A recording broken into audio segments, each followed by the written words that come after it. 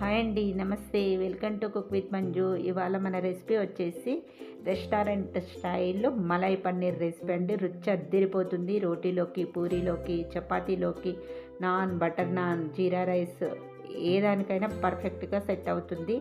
ఇది ప్రిపేర్ చేయడానికి ఇక్కడ పన్నీర్ వచ్చేసి 250 గ్రాములు తీసుకున్నాను. అలాగే ఒక బౌల్ తీసుకొని ఇందులోకి ఒక పావు కప్పు దాకా మనం కాజు వేసుకోవాలి.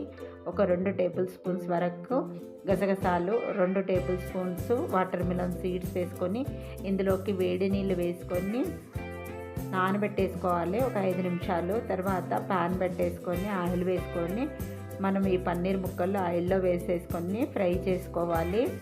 కొంచెం బ్రౌన్ కలర్లోకి మారేంత వరకు కూడా ఈ పన్నీర్ ముక్కల్ని ఫ్రై చేసుకోవాలి. ఈ విధంగా ఫ్రై అయిన తర్వాత ఇప్పుడు మనం ఈ పన్నీర్ను తీసేసి గోరువెచ్చని వాటర్లో వేసుకొని ఇందులో కొంచెం ఉప్పు వేసుకొని వీటిని కూడా ఒక 5 నిమిషాలు నానబెట్టేసుకోవాలి వాటర్లో. తర్వాత మళ్ళీ ప్యాన్ పెట్టేసుకోవాలి. ప్యాన్ పెట్టేసుకొని ఆయిల్ వేసుకోవాలి. ఆయిల్ కొంచెం మీటెక్కిన తర్వాత ఇప్పుడు ఇందులోకి మనం ఉల్లిపాయ ముక్కలు వేసుకుందాం. అలాగే పచ్చిమిర్చి వచ్చేసి ఒక 4-5 వేసుకోవాలి. ఇక్కడ మనం కారం అనేది వాడట్లేదు, పచ్చిమిర్చితో చేస్తున్నాం కాబట్టి కొంచెం ఎక్కువగానే వేసుకోవాలి. అలాగే ఇందులో కొన్ని మిరియాలు కూడా వేసుకోవాలి. ఇప్పుడు వీటిని అన్నిటిని కూడా కొంచెం కలర్ చేంజ్ అయ్యేంత వరకు వేపుకోవాలన్నమాట. ఇలా వేగినాక మిక్సీ జార్లోకి వేసుకొని ఇందులో కొన్ని వెల్లుల్లిపాయలు, అలాగే పొట్టు తీసేసిన 1/2 ఇంచ్ అల్లం వేసుకొని తర్వాత ఇలా మిక్సీ పట్టుకోవాలి. ఇప్పుడు మనము నానబెట్టేసుకున్న కాజు, గసగసాల నుంచి వాటర్ తీసేసుకొని వేసుకోవాలి. ముందే వాటర్తో వేసామంటే సరిగా మెదగదనమాట. ఇలా వాటర్ తీసేసుకొని వేసుకొని ఒకసారి మిక్సీ వేసుకున్న తర్వాత వాటర్ కావాలంటే కొద్దిగా వేసుకొని మెత్తటి పేస్ట్లా మిక్సీ పట్టుకోవాలి. ఇక్కడ చూపిస్తున్న విధంగా ఉండాలి. ఎక్కడ పలుకులు అనేది లేకుండా బాగా మెత్తగా ఉండాలి పేస్ట్ అయితేనంటే.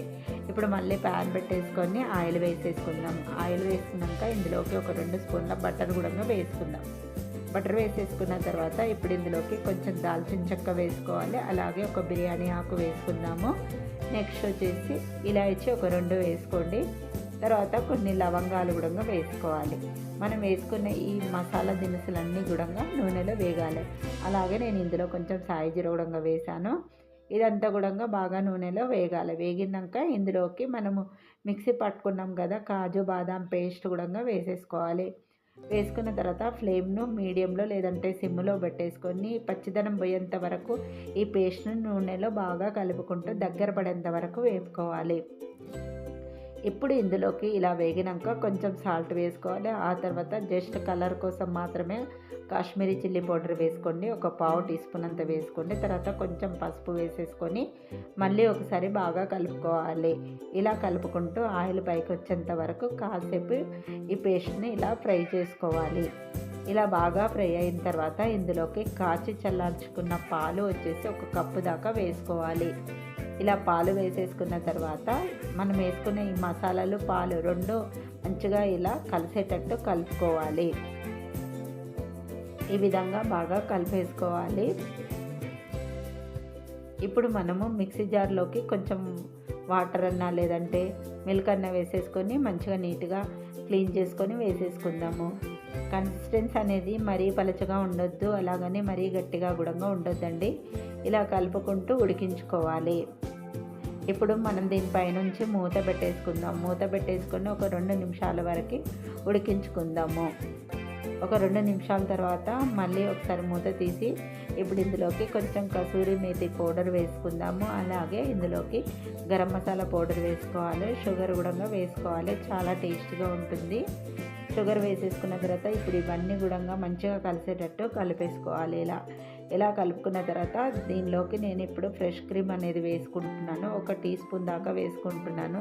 మీ దగ్గర ఫ్రెష్ క్రీమ్ లేకుంటే పాల మీద మీగడ కూడా వేసుకోవచ్చు. చాలా రిచ్గా ఉంటుంది, టేస్ట్ కూడా చాలా బాగుంటుంది. ఇలా వేసుకొని మంచిగా కలుపుకోవాలి. ఇలా కలుపుకున్న తర్వాత ఇప్పుడు ఇందులోకి పన్నీర్ ముక్కలు యాడ్ చేసుకోవాలి. ఈ పన్నీర్ ముక్కలు వేసేసుకున్న తర్వాత పన్నీర్ ముక్కలు అనేది విరగకుండా స్లోగా కలుపుకోవాలి. ఇప్పుడు దీనిపైన మళ్ళీ మనము మూత పెట్టేసుకొని 2 లేదా 3 నిమిషాలు ఉడికించుకోవాలి. ఆయిల్ పైకి వచ్చేంత వరకు ఉడికించుకుంటే సరిపోతుంది. ఇక్కడ చూపిస్తున్న విధంగా ఆయిల్ అంతా ఇలా పైకి వచ్చేంత వరకు ఉడికించుకోండి. కన్సిస్టెన్సీ కూడా మనకి ఇలా ఉండాలి. పర్ఫెక్ట్గా రెడీ అయిపోయింది మలై పన్నీర్ అనేది. చూసారు కదా, చాలా అంటే చాలా సూపర్గా ఉందండి. చాలా బాగుంది టేస్ట్ అయితేనంటే. మీరు కూడా తప్పకుండా ట్రై చేయండి. ట్రై చేసిన తర్వాత ఎలా వచ్చిందో కామెంట్ చేయండి. మరిన్ని ఇంట్రెస్టింగ్ వీడియోస్ కోసం ప్లీజ్ నా ఛానల్ని సబ్స్క్రైబ్ చేయండి. అలాగే లైక్ ఇవ్వడం అయితే మర్చిపోకండి. ప్లీజ్ అండి, సపోర్ట్ చేస్తూ ఉండండి.